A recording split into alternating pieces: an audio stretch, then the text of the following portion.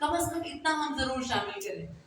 اب قیام امام حسین بزبان امام حسین، اس میں آپ نے لکھنا ہے ایک امام جب مدینہ مکہ سے کربلا کی طرف جا رہے ہیں، راستے میں ایک مقام آیا، اس مقام کا نام تھا مقام بیضا. کیا نام تھا؟ مقام بیضا. مقام بیضا کربلا کی طرف راستے میں ایک مقام آتا ہے مقام بیضا. اور سے سنیں، وہاں پر امام حسین علیہ السلام نے کیا فرمایا؟ اے لوگو، رسول اللہ صلی اللہ علیہ وآلہ وسلم نے فرمایا ہے، صلوات پڑھیں.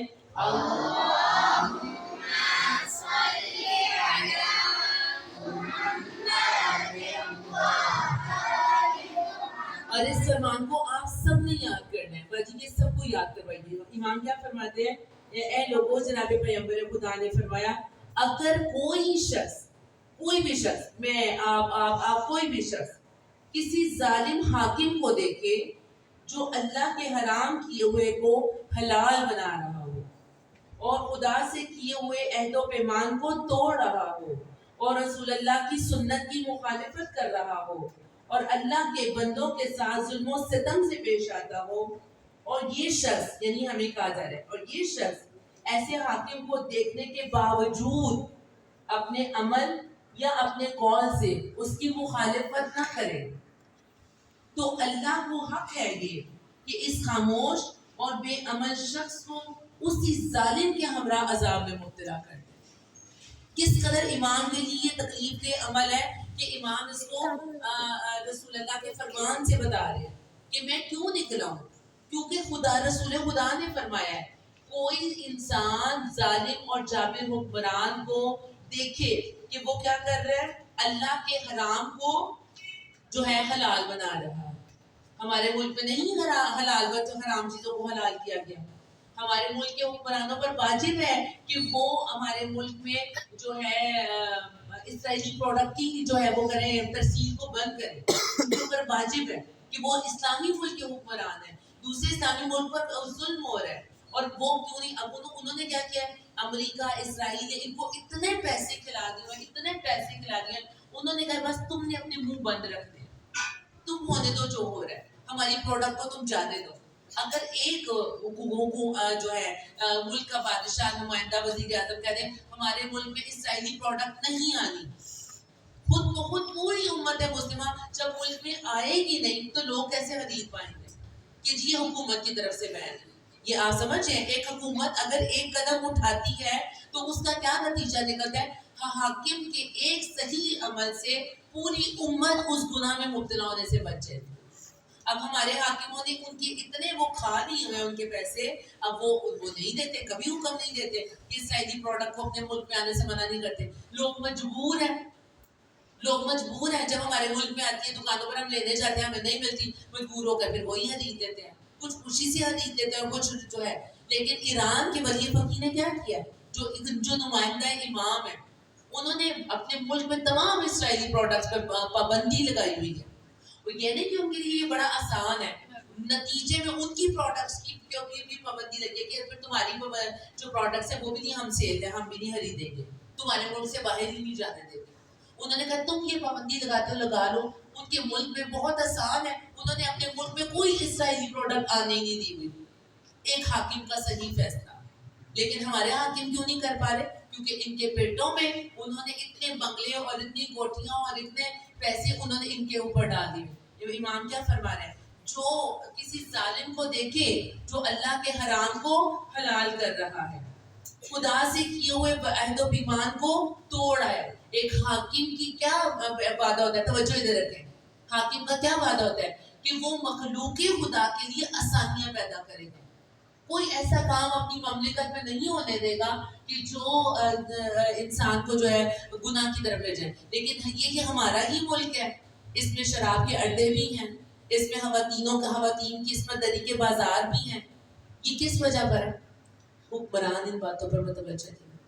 عوام پر کتنا مہنگائی کا ظلم ہو رہا ہے. وہ اپنے ٹیکسز، اپنی جو ہے حکمران ٹیکسز کے میں سے جو پیسے ملتے ہیں، عوام کے پیسے، ان سے اپنی آسائشوں کو کم نہیں کرے، عوام کے اوپر ظلم جو ہے ٹیکسز کا بڑھاتے جا رہے ہیں. کوئی اپنا جو ہے بھوکے رہ کر اپنے بلوں کو بھر رہا ہے اور وہ کر رہا ہے. یہ کیوں ظلم ہو رہا ہے؟ یہ ہمارے حاکم اس کے. اب پیغمبر فرما رہے ہیں کہ آپ جو دیکھ رہے ہیں کہ اب ظالم اللہ کے حرام کو، ظالم حاکم اللہ کے حرام کو حرام کر رہے ہیں اور خدا سے کے وعدے کو توڑ رہا ہے، رسول اللہ کی سنت کی مخالفت کر رہا ہے، اللہ کے بندوں پر ظلم و ستم کر رہا ہے. یہ ظلم و ستم نہیں ہو رہا؟ کتنا ظلم ہو رہا ہے. ایک غریب جس کی تنخواہ 10-20 ہزار سے زیادہ نہیں ہے، 25 ہزار سے زیادہ نہیں ہے، اس کو 30 ہزار 40 ہزار اس کو بل آ رہا ہے. وہ بل دے تو کھائے کہاں سے، اپنے اخراجات کیسے پورے کرے؟ لوگ اپنے بچوں کی ضروریات نہیں پورا کر رہے، کیا کر رہے؟ اس ظلم کو برداشت نہیں کر پا رہے، اپنے ہی بچوں کے گلے کاٹ رہے ہیں کہ ہم ان کی پیسے ضروریات. کوئی بچوں کو پیدا ہوتے ہی جو ہے وہ کوڑے پر پھینک کر چلے جاتے ہیں کہ ہم ان کی ذمہ داریاں نہیں اٹھا سکتے. یہ کیوں ایسا؟ کہ اس ملک کے ظالم حکمرانوں نے ایسا ماحول بنا دیا. ہم یہ سب دیکھ رہے ہیں لیکن ہم کہہ رہے ہیں ہماری تو وقت گزر رہنا تو ہم تو خاموش. اور وہ بندوں پر ظلم و ستم کے ساتھ پیش آ رہا ہے، اور ہم ایسے حاکم کو دیکھنے کے باوجود اپنے عمل سے، اپنی قول سے اس کی مخالفت نہ کریں تو اللہ کو یہ حق حاصل ہے کہ اللہ تعالیٰ اس خاموش مسلمان کو اور بے عمل مسلمان کو اسی ظالم کے ساتھ محشور کرے. اب یہ نہ سمجھے کہ ہم بڑے مسلمان ہیں. یہ پیغام کی کوئی عام بات نہیں ہے، یہ پیغام یہ جو ہے حدیث پیغمبر ہے.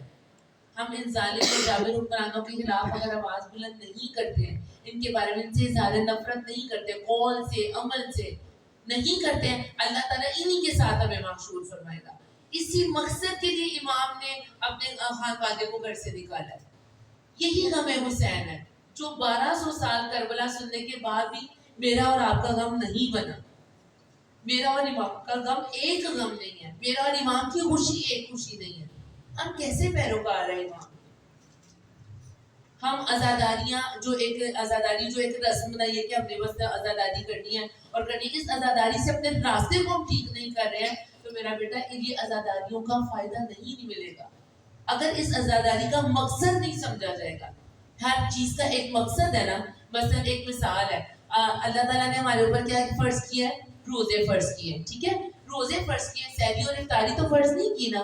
ہم بڑی اہتمام سے سحری بنائیں، احترام سے افطاریاں، پکوڑے، سموسے اور 10 ڈشیں رکھ لیں، لیکن روزہ نہ رکھیں. ہم سارے دسترخوان پہ بیٹھ کے سحری بھی کریں، روزہ نہ رکھیں، اور افطاری کے دسترخوان پہ بھی بیٹھ کے افطاری کر لیں لیکن روزہ نہ رکھیں. تو کیا ہمارا یہ عمل قبول ہے؟ اور پھر دسترخوان پہ افطاری کے ٹائم پر بیٹھتے ہیں اللہ پاک ہماری اس کو قبول فرما لے، ہماری اس افطاری کو قبول فرما لے، جبکہ روزہ نہیں رکھا. تو کیا یہ قبول ہے؟